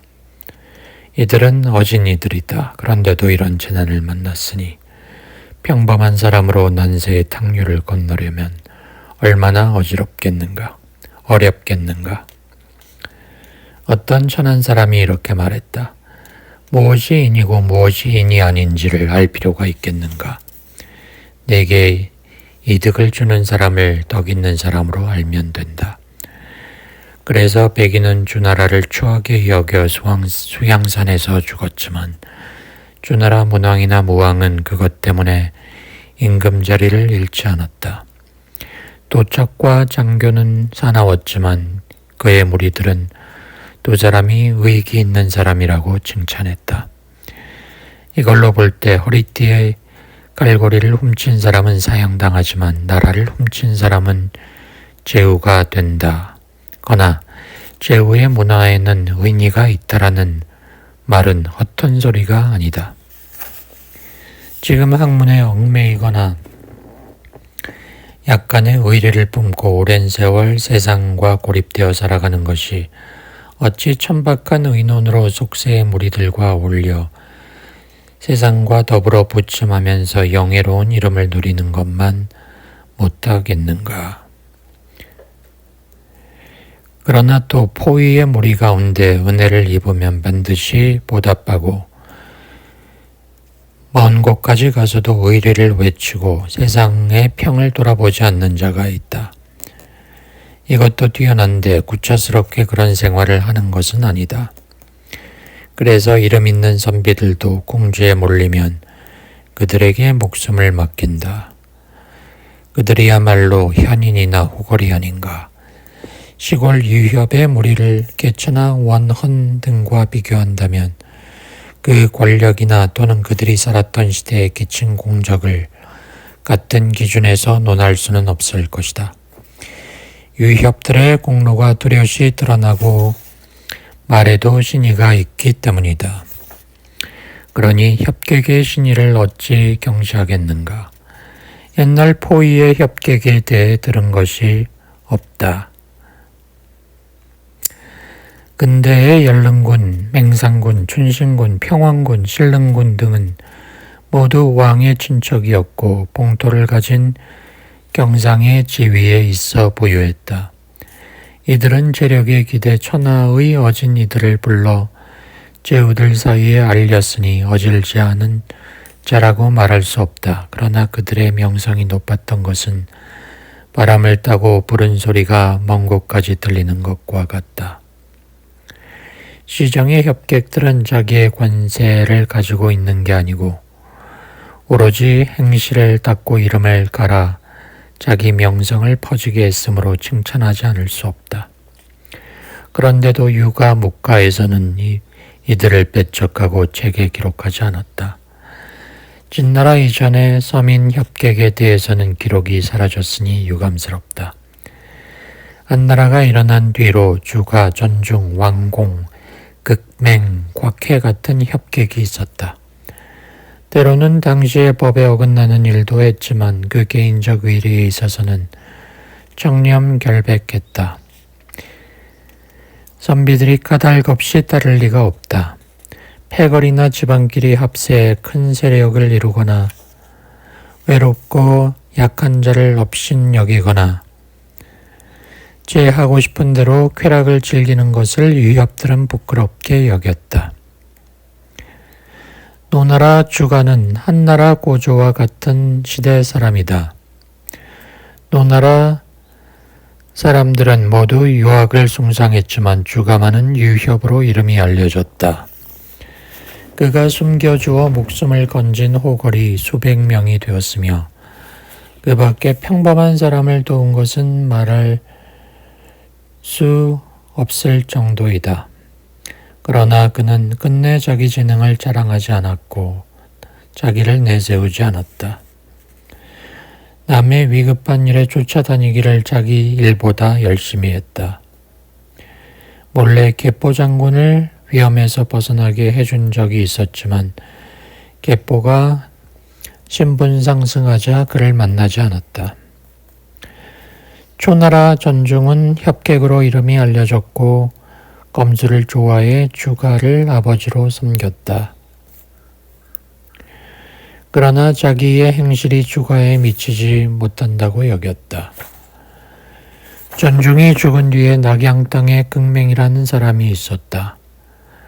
주나라 사람들은 장사를 잘하기로 소문났는데 극맹은 협객으로 제후들 사이에 유명했다. 오나라와 초나라가 반란을 일으켰을 때 태위인 조후가 역마차를 타고 하남으로 가던 길에 극맹을 만났다. 그래서 기뻐하며 말했다. 오초가 큰일을 꾀하면서도 극맹을 찾지 않았으니 그들이 성공할 수 없는 것이지. 이 말은 천하가 소란할 때의 재상이 극맹을 얻은 것은 마치 적국 하나를 자기 편으로 만든 것이나 마찬가지라는 뜻이다. 극맹이 한 일은 주가가 한 일과 비슷하다. 그는 장난기가 많았다. 그러나 그의 어머니가 죽자 문상훈 수레만도 천대나 되었다. 하지만 극맹이 죽은 뒤에 그의 집에는 10금의 재산도 남아있지 않았다. 불의의 사람 왕맹 또한 협객으로서 강수와 회수 사이에서 유명했다. 이때 제남의 간시와 진나라의 주용 역시 호걸로 이름났는데 경제가 그 말을 듣고 사신을 보내 이들을 모두 없애버렸다. 그런 뒤 대군의 백시 일족, 양나라의 한무벽 등이 잇따라 나타났다. 꽉해는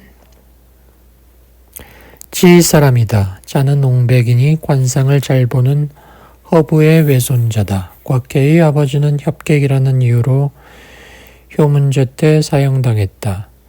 꽉해는 술을 마시지 않았다. 젊었을 때 마음속으로 남을 해칠 마음을 품고 있어서 자기 뜻대로 되지 않는다고 죽여버린 경우가 많았다. 자기 몸을 던져 친구 원수를 갚아주었다. 강도짓을 했다. 가짜 돈을 만들거나 남의 무덤을 파헤치기도 했다. 꽉해는 나이가 든 뒤 성격을 바꾸어 검소한 생활을 했으며 원수를 덕으로 갚았다. 남에게 은혜를 베풀었지만 보답은 바라지 않았다. 그러면서 의협적인 일을 자주 했다. 사람을 건져주고도 공을 자랑하지 않았다. 꽉해 누이의 아들이 그의 위세를 믿고 어떤 사람과 술을 마시다가 상대에게 억지로 술을 권했다. 그 사람이 성을 내며 칼을 뽑아 꽉해의 조카를 죽였다. 꽉해의 누님이 화가 나서 말했다. 남이 네 자식을 죽였는데도 옹백 같은 의협심을 가지고 그 범인을 잡지 못하는구나. 그러고는 아들의 시체를 길가에 버린 채 장사 지내지 않아 꽉해에게 모욕을 주려고 했다. 꽉해는 사람을 시켜 범인이 숨어있는 곳을 알아냈다. 범인은 자수하고 꽉해에게 사실대로 설명했다. 그러나 꽉해는 이렇게 말했다. 당신이 그 애를 죽인 건 당연하오. 내 조카가 잘못한 것이오. 그러면서 그 도적을 돌려보내고는 조카의 죄를 인정하고 그를 장사 지냈다. 여러 사람이 이 말을 듣고 곽해의 의협심을 칭찬했다. 곽해가 출입할 때면 사람들이 길을 피해 주었다. 어떤 사람이 혼자서 두 다리를 뻗치고 앉았다. 곽해가 그의 이름을 물었다. 곽해의 문객들이 그를 죽이려 했다. 곽해가 말했다. 자기가 살고 있는 마을에서 존경을 받지 못하게 된 까닭은 나의 덕이 모자라기 때문이다. 그리고 위사에게 부탁했다. 이 사람은 내가 소중히 여기오. 병역이 교체될 때 면제시켜 주시오. 그 뒤로 병역이 교체될 때마다 그 사람은 그대로 지나갔고 관청에서도 그를 찾지 않았다. 그 사람이 까닭을 물었더니 곽해가 손을 썼다는 것을 알게 되었다. 그러자 그는 옷을 벗고 와 용서를 빌었다. 낙양에는 서로 원수로 지내는 자들이 있었다. 고을 안에 어진이나 호걸들이 10명이나 중간에 나서서 화해시키려 했지만 끝내 말을 듣지 않았다. 어떤 사람이 곽해를 찾아와 중재를 부탁했다. 곽해가 원수인 두 사람의 집을 찾아갔다. 그들은 곽해를 받아들였다.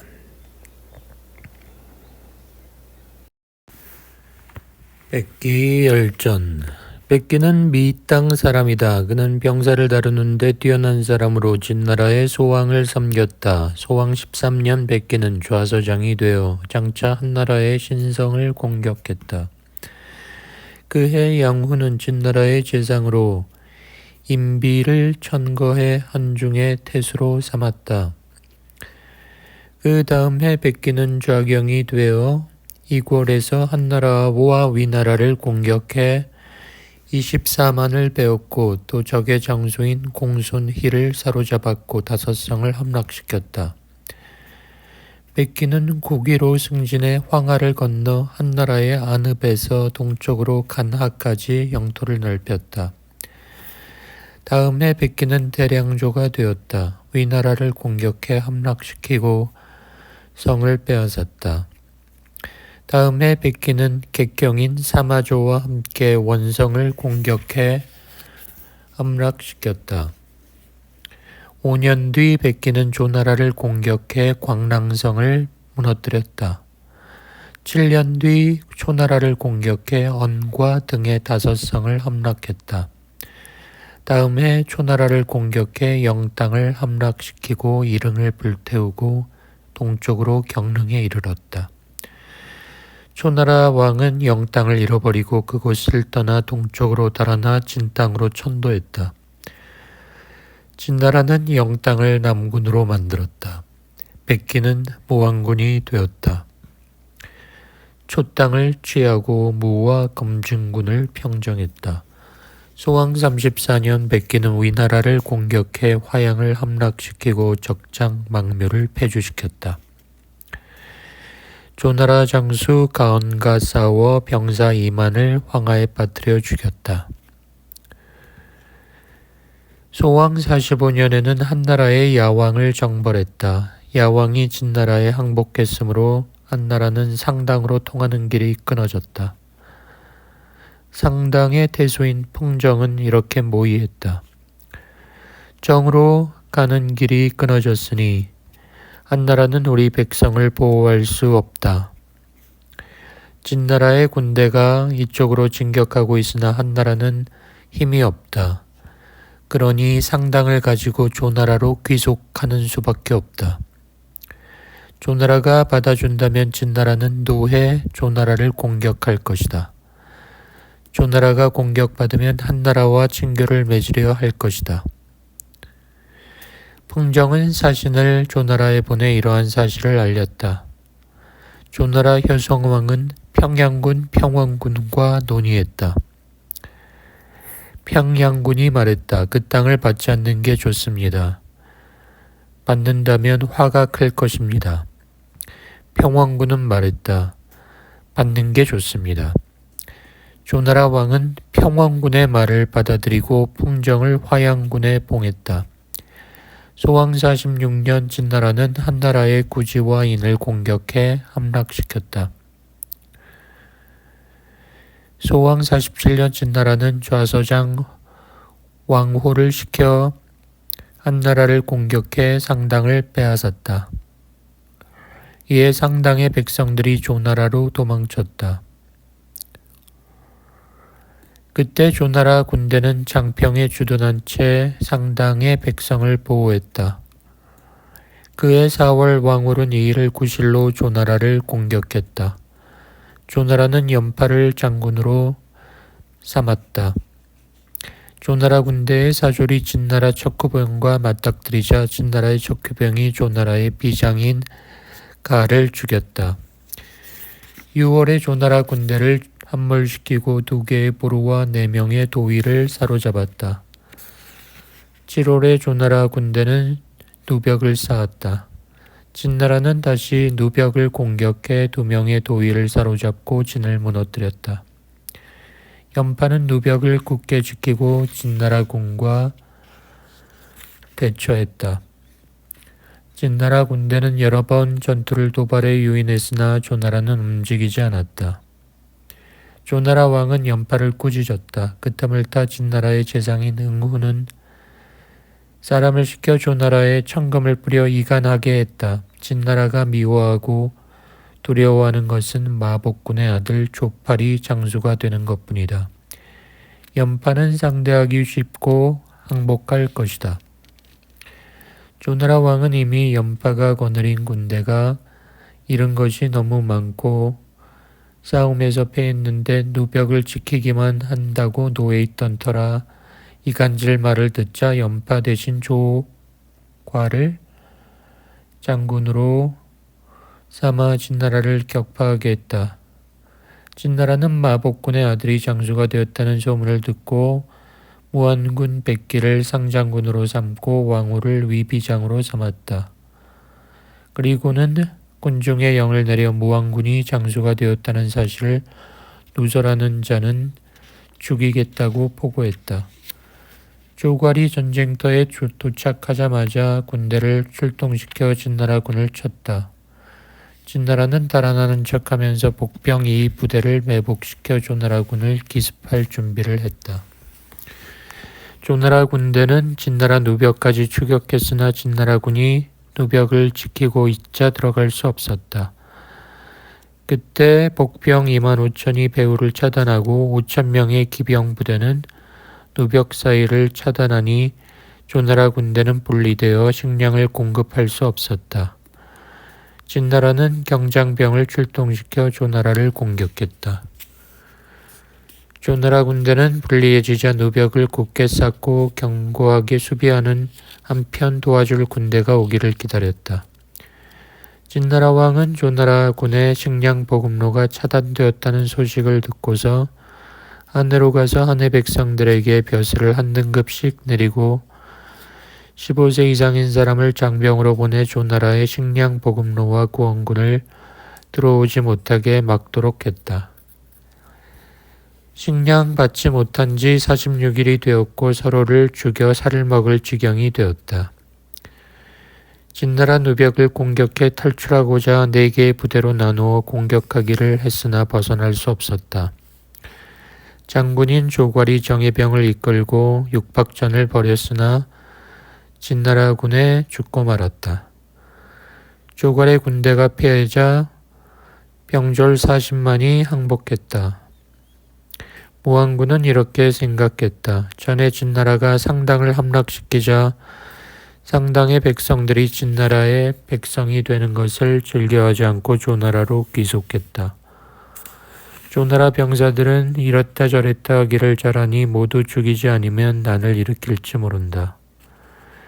뺏기는 사람들을 속여 조나라 군사 전부를 묻어 죽이고 어린 나이 240명만 조나라로 돌려보냈다.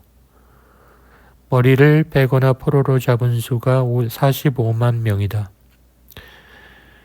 소왕 48년 10월 진나라가 다시 상당군을 평정했다. 진나라는 군을 둘로 나누어 왕홀은 피레를 공격해 함락시키고 사마경은 태원을 평정시켰다. 한나라와 조나라는 두려운 나머지 소대에게 후한 예물을 가지고 진나라의 승상인 응후의 마음을 달래도록 했다. 소대가 응후에게 물었다. 무왕군께서 마복군의 아들을 사로잡으셨습니까? 그렇소. 소대가 또 물었다. 한단을 포위하려 합니까? 그렇소. 조나라가 망하면 진나라 왕이 천하 왕이 될 것이고 무왕군이 삼공이 될 것입니다. 무왕군이 진나라를 위해 싸워 이기고 공격해 탈취한 성이 70이고 남쪽으로 안과 영과 한중을 평정했고 북쪽으로 조괄의 군대를 사로잡았으니 비록 주공단, 소공석, 태공망의 공적도 이보다 못합니다. 지금 조나라가 망해 진나라 왕이 천자가 된다면 무왕군이 삼공이 될 것입니다. 그렇지만 승상께서 무왕군의 아랫사람이 되어 살 수 있겠습니까? 승상께서 그의 아랫사람이 되는 걸 바라지 않는다 하더라도 어쩔 수 없습니다. 진나라가 한나라를 공격해 형구를 포위하고 상당을 공경에 빠뜨리니 상당의 백성들이 조나라로 귀속했습니다. 이로써 보건대 천하가 진나라의 백성이 되는 걸 싫어하는 지가 오래되었습니다. 지금 조나라가 망한다면 그 북쪽의 땅은 한나라와 위나라로 들어갈 것인즉 그렇게 되면 승상께서 얻는 백성의 수가 적습니다. 그러므로 이번 전쟁을 통해 조나라로 하여금 땅을 할양함으로써 진나라와 강화를 맺도록 주선하시어 무왕공에게 공을 돌리지 않는 것이 나을 것입니다. 이에 응후가 진나라 왕에게 말했다. 진나라의 군사가 지쳐 있으니 한나라와 조나라로 하여금 땅을 할양해 강화를 맺을 수 있도록 하고 병사들을 쉬도록 허락하소서. 진나라 왕은 허락해 한나라의 원흥과 조나라의 6성을 할양 받음으로써 강화를 맺고 군대를 철수시켰다. 무왕군은 이런 내막을 알고 있었으므로 이 일로 응후와 사이가 벌어지게 되었다.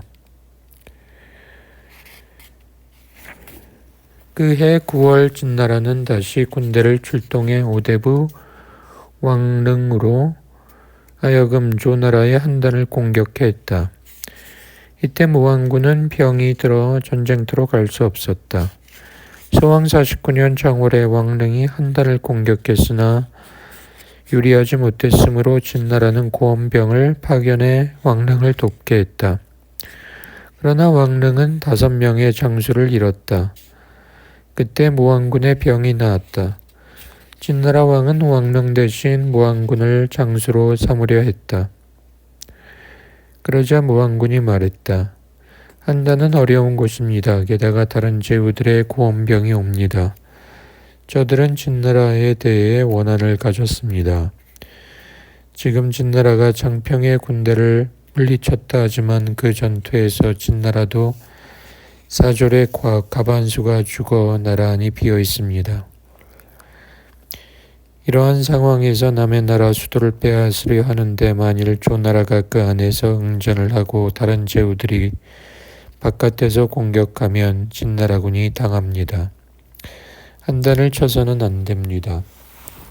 무왕군이 한단으로 가지 않자 진나라 왕은 응후를 보내 이를 부탁하도록 했지만 무왕군은 그래도 거부했다. 이에 진나라 왕은 왕호를 장수로 삼고 8월 9월에 한단을 포위했으나 함락시킬 수 없었다. 그때 초나라의 춘신군과 위공자 신릉군이 군대를 거느리고 진나라군을 공격해 진나라군은 병사를 많이 잃었다. 이에 무왕군이 말했다. 진나라가 나의 말을 듣지 않더니 꼴이 어떻습니까? 진나라 왕은 화가 나 억지로라도 무왕군을 한단으로 가게 하려 했으나 무왕군은 끝내 병을 핑계로 가지 않았다. 응후가 청해도 무왕군은 일어서지 않았다. 진나라 왕은 무왕군의 관직을 뺏고 일개 병사로 강등시켜 은밀로 귀양 보냈다. 그러나 무왕군은 병이 들어 갈 수 없었다. 3개월이 지난 뒤 제후들의 진나라군에 대한 공격이 급박해지고 진나라군이 퇴각을 거듭하자 위급함을 알리는 사자들이 함양에 도착했다. 진나라 왕은 사람을 시켜 백기를 함양에 더 이상 머물지 못하도록 했다. 무왕군은 함양을 떠나 서문으로부터 심리가 떨어진 두에 갔다. 그때 진나라 소왕은 응후를 포함한 무친아들과 토의하고 있었다. 그들은 백기가 귀양을 가고 있는데 그는 여전히 불복종한 태도로 불평을 토로하고 있다고 하자 진나라 왕은 사자를 파견해 백기에게 자결하도록 검을 내렸다. 무왕군은 검을 당겨 잡고서 스스로 목을 베기에 앞서 이렇게 말했다. 내가 무슨 죄를 지었기에 이런 지경에 이르러야 하는가? 내가 죽는 것이 마땅하다. 장평의 전투에서 항복한 조나라 병사가 40만이었는데 나는 그들을 묻어 죽였다. 이것으로 죽어 마땅하다. 그리고 자결했다. 무왕군이 죽은 것은 진나라 소왕 50년 일이다. 그의 죽음은 그의 죄에 의한 것이 아니었기에 진나라 사람들이 그를 가엾게 여겼다. 맹상군 열전. 맹상군의 이름은 문이고 성은 전이다. 아버지는 정곽군 전영이다. 전영은 제나라 위왕의 작은 아들이니 제나라 선왕의 배다른 아들이다. 전영은 위왕 때부터 벼슬을 맡아 나랏일을 했다. 선왕 7년에 전영이 한나라와 위나라의 사신으로 가서 한나라와 위나라를 제나라에 굴복시켰다. 전영이 한나라 소후와 위나라 해왕을 데리고 동하 남쪽에서 제나라 선왕을 만나 화친하게 한 다음 돌아갔다. 선왕 9년에 전영은 제나라 제상이 되었다. 제나라 선왕은 위나라 양왕과 서주에서 만나 서로 왕이라 부르기로 했다. 이 소식을 들은 초나라 위왕은 이것이 전영의 계략이라 보고 화를 냈다. 이듬해 초나라가 서주에서 제나라 군대를 부수었고 사람을 시켜 전영을 쫓게 했다. 전영이 장초를 시켜 초나라 위왕을 달래주자 위왕이 마음을 바꾸었다. 전영이 제나라에서 제상이 된 지 11년이 되었을 때 선왕이 죽고 민왕이 즉위했다. 민왕은 3년 만에 전영을 설당에 봉했다. 전영은 아들을 40명 두었다. 그 중에 친첩이 낳은 아들 중에 문이 있었는데 5월 5일 태어났다. 전영은 문의 어머니에게 말했다. 5월에 태어난 아기는 키워서는 안 돼요. 그러나 어머니가 몰래 길렀다. 문이 자란 뒤 어머니가 형제들을 통해 자기 아들을 전영과 만나게 했다. 전영이 문의 어머니에게 화내며 물었다. 저 아이를 버리도록 했는데 왜 기른 것이냐? 문이 말했다. 군께서 5월에 태어난 아이를 기르지 말라는 까닭은 왜입니까? 5월에 낳은 아들이 그 키가 커지면 부모에게 해롭다 하기 때문이다. 사람이 명을 하늘에서 받는다면 무엇 때문에 걱정하십니까? 얼마 뒤에 문이 한가한 틈을 타서 아버지에게 물었다. 아들의 아들을 무엇이라 합니까? 손자라 한다. 손자의 손자를 뭐라 하나 합니까? 현손이라 한다. 현손의 손자를 뭐라 합니까? 모르겠다. 아버님께서는 정권을 잡으시고 제나라 제상이 되어 새 임금을 섬겼습니다. 그동안 제나라는 영토를 넓히지 못한 반면 아버님 자신은 10,000금이나 되는 뿔을 쌓았지만 아버님 문화에는 한 사람의 어진 사람이 없습니다. 장군의 가문에는 반드시 장군이 있고 제상의 가문에는 제상이 있다 합니다. 지금 아버님의 후궁들은 비단 옷을 밟고 다니지만 선비들은 짧은 잠방이도 얻어 입지 못합니다. 지금 군께서 쌓아놓은 재물이 남아 돌지만 나라의 일은 쇠약해 가고 있습니다. 저는 이런 사실을 이상하게 여겼습니다. 이 말을 듣고 전영은 문을 높이 사서 집안일을 맡게 하고 손님들을 접대하게 했다. 손님들이 모여들자 그 명성이 알려졌다. 제후들이 모두 설공 전영에게 사자를 보내 문을 후계자로 삼으라 하자 전영은 허락했다. 전영이 죽자 시호를 정곽군이라 했다. 문이 아버지를 이어 설당의 영주가 되니 맹상군이다. 맹상군이 설당에 있으면서 제후의 손님들을 불러들이자 도망간 사람이나 죄 지은 사람에 이르기까지 다 모여들었다. 맹상군은 자기 집 재산을 다 털어 그들을 대우했다. 천하의 선비들이 다 모였다. 식객이 수천이나 되었지만 신분의 귀천에 상관없이 자신과 같이 대우했다. 맹상군이 손님을 접대하며 이야기하면 병풍 뒤에는 시사가 있어 이야기한 것을 기록했다. 하루는 맹상군이 손님을 접대하며 저녁을 먹는데 누군가 불빛을 가려 방안이 어두워졌다. 그 손님은 자신의 음식이 맹상군과 같지 않은 걸 감추려고 어둡게 한 줄 알고 화내고 돌아가려 했다. 그러자 맹상군이 자기 밥그릇을 들고 가서 그 손님의 밥그릇과 비교해 보이자 그 손님은 부끄러워하며 스스로 목숨을 끊었다. 이런 일이 있고 나서 선비들이 더 많이 모였다. 진나라 소왕은 맹상군이 현명하다는 소문을 듣고 경량군을 제나라의 볼모로 보내 맹상군을 만나자고 했다. 맹상군이 진나라에 들어가려고 하자 손님들 가운데 가라고 말하는 사람이 없었다.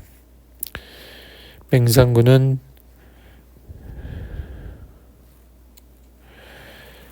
가려고 했다.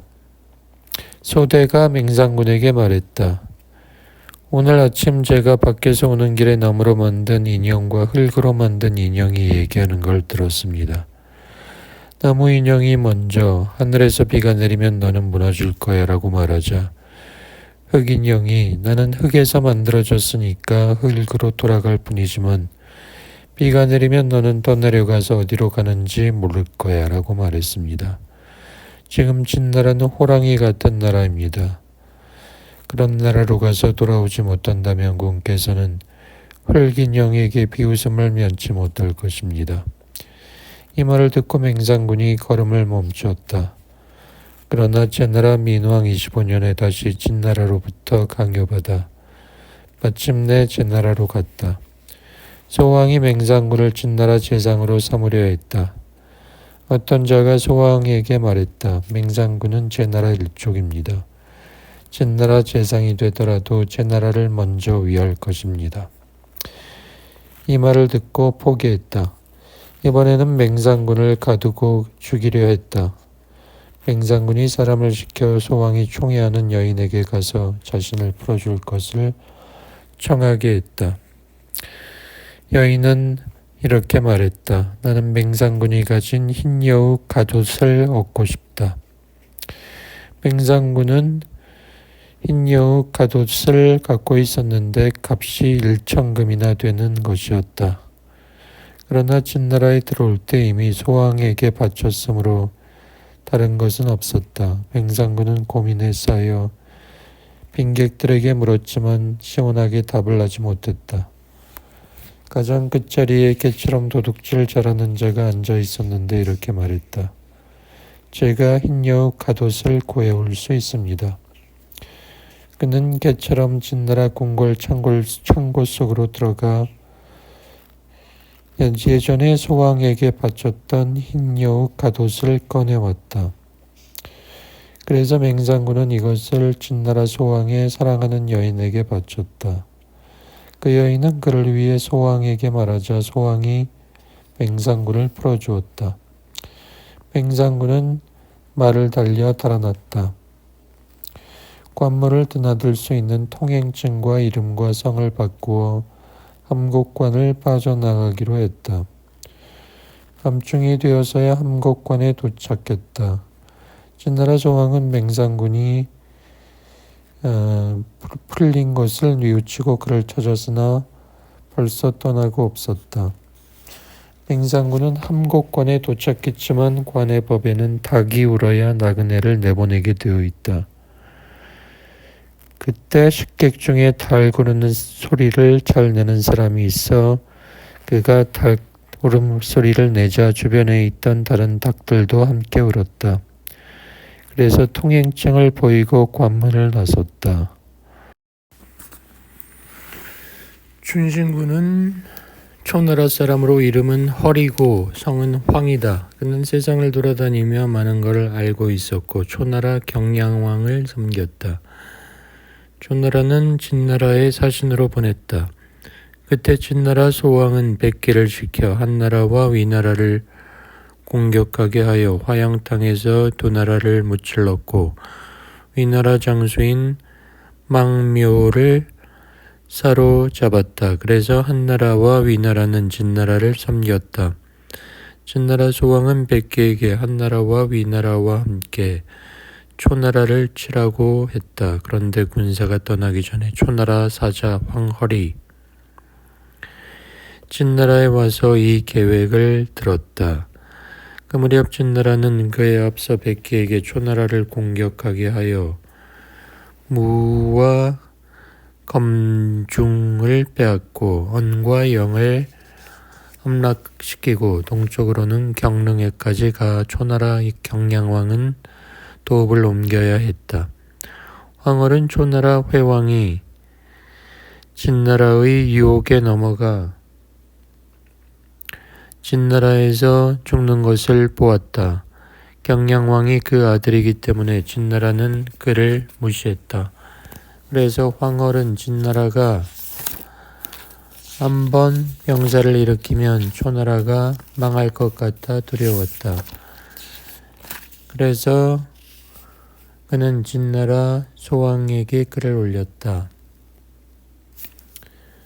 초나라를 공격하지 말라는 것이었다.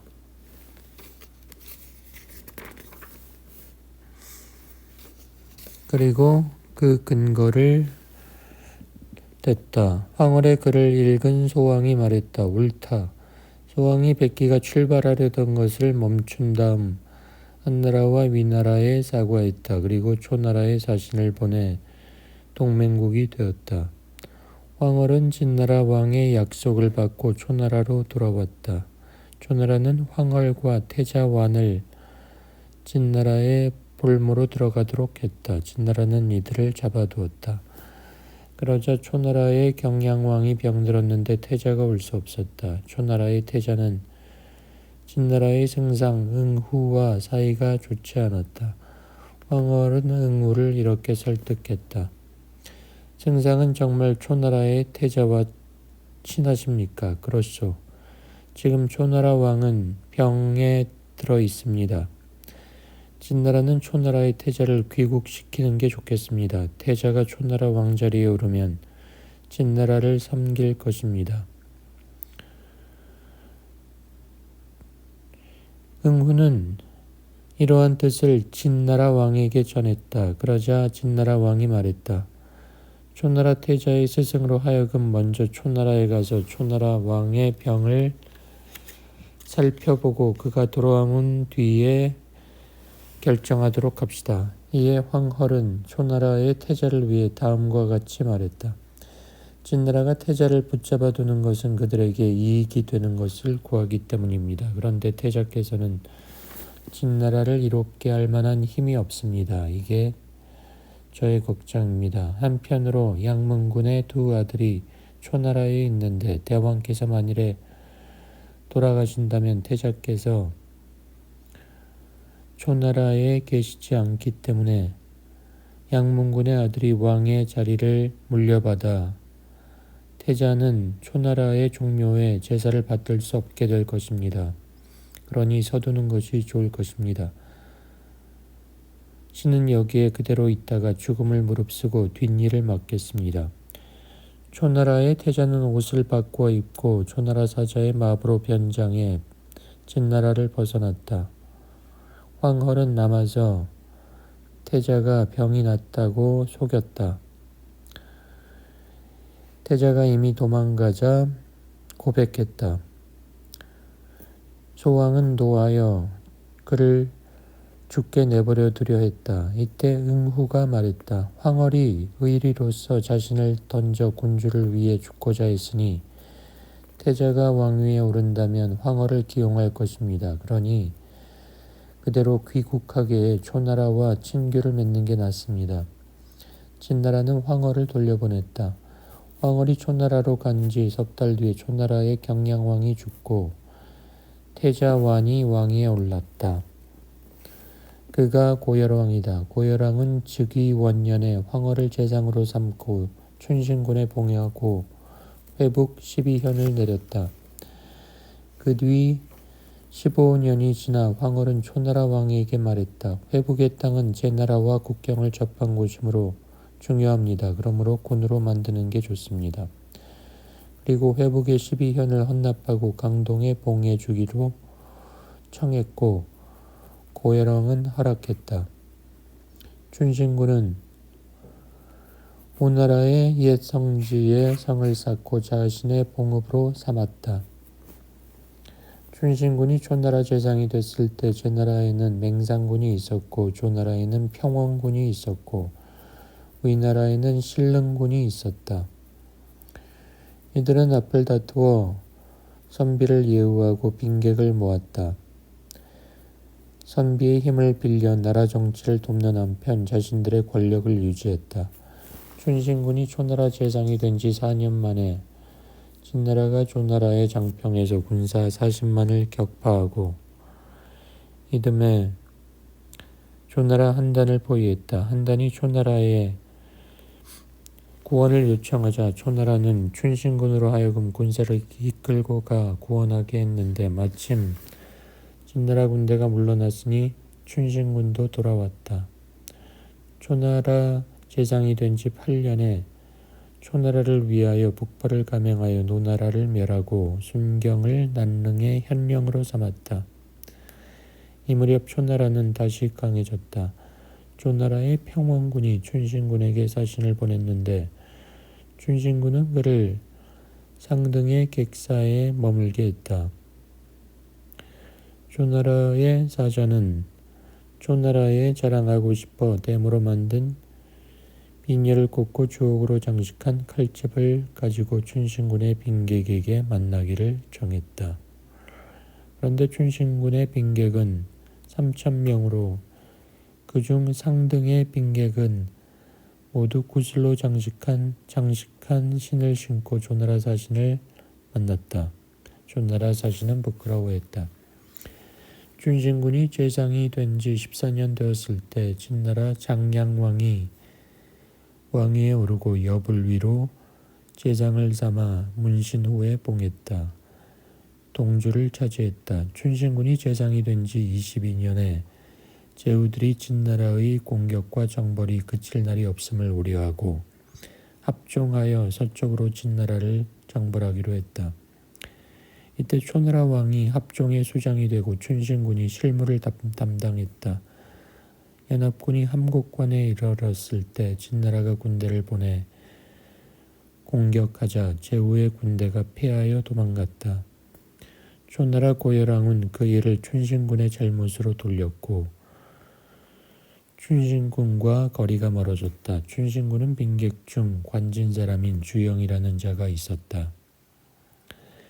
그가 춘신군에게 말했다. 사람들 말이 초나라는 원래 강한데 당신이 맡으면서 군대가 약해졌다 합니다. 그러나 저는 그렇게 생각하지 않습니다. 선왕 시절에 진나라와 친선을 한 기간이 20년이 되었는데도 진나라가 초나라를 공격하지 않은 건 무슨 까닭입니까?